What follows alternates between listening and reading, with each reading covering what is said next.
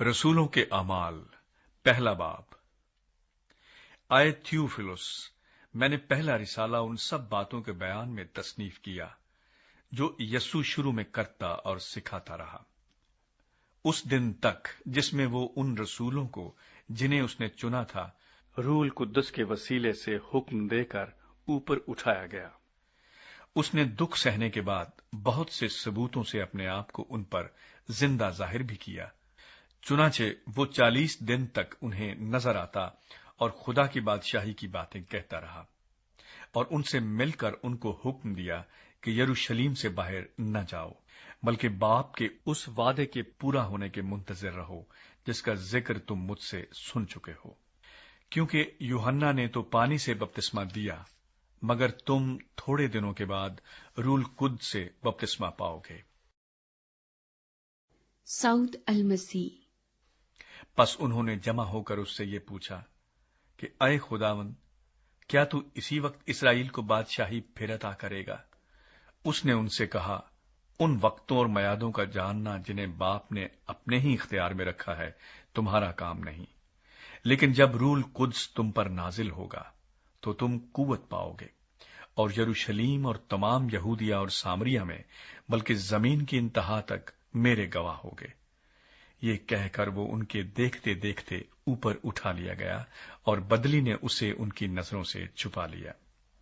और उसके जाते वक्त जब वो आसमान की तरफ गौर से देख रहे थे, तो देखो 2 मर्द सफेद पोशाक पहने उनके पास आ खड़े हुए और कहने लगे, अय गलीली मर्दो, तुम क्यों खड़े आसमान की तरफ देखते हो?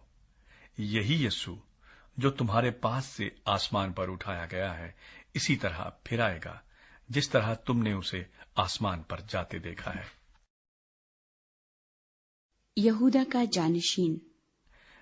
तब वो उस पहाड़ से जो जैतून का कहलाता है और यरूशलेम के नजदीक सब्बत की मंजिल के फासले पर है, यरूशलेम को फिरे, और जब उसमें दाखिल हुए तो उस बाला खाना पर चढ़े जिसमें वो यानी पतरस और यूहन्ना और याकूब और इंद्रियास और फिलिपुस और तूमा और बरतुलमाई और मत्ती और हल्फई का बेटा याकूब और शिमाउन ज़ेलोतीस और याकूब का बेटा यहूदा रहते थे।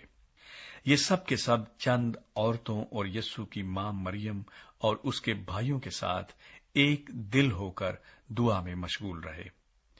और उन्हीं दिनों पतरस भाइयों में, जो तखमीनन 120 शख्सों की जमात थी, खड़ा होकर कहने लगा, अय भाइयों, उस नविश्ते का पूरा होना जरूर था जो रूहुल कुद्दुस ने दाऊद की जबानी उस यहूदा के हक में पहले से कहा था, जो यस्सु के पकड़ने वालों का रहनुमा हुआ। क्योंकि वो हम में शुमार किया गया और उसने इस खिदमत का हिस्सा पाया। उसने बदकारी की कमाई से एक खेत हासिल किया और सर के बल गिरा, और उसका पेट फट गया और उसकी सब अंतड़ियां निकल पड़ी। और ये यरूशलेम के सब रहने वालों को मालूम हुआ, यहां तक कि उस खेत का नाम उनकी जबान में हकल दमा पड़ गया, यानी खून का खेत। क्योंकि ज़बूर में लिखा है कि उसका घर उजड़ जाए और उसमें कोई बसने वाला न रहे, और उसका ओहदा दूसरा ले ले। बस जितने अरसे तक खुदावंद यस्सु हमारे साथ आता जाता रहा, यानी यूहन्ना के बपतिस्मे से लेकर खुदावंद के हमारे पास से उठाए जाने तक, जो बराबर हमारे साथ रहे, चाहिए कि उनमें से एक मर्द हमारे साथ उसके जी उठने का गवाह बने।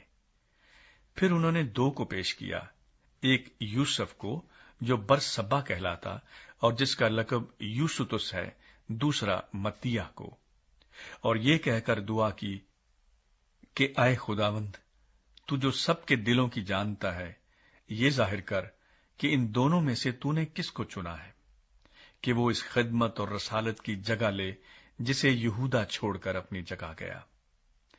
फिर उन्होंने उनके बारे में कुरा डाला, और कुरा मत्तियाह के नाम का निकला। पस वो उन 11 रसूलों के साथ शुमार हुआ।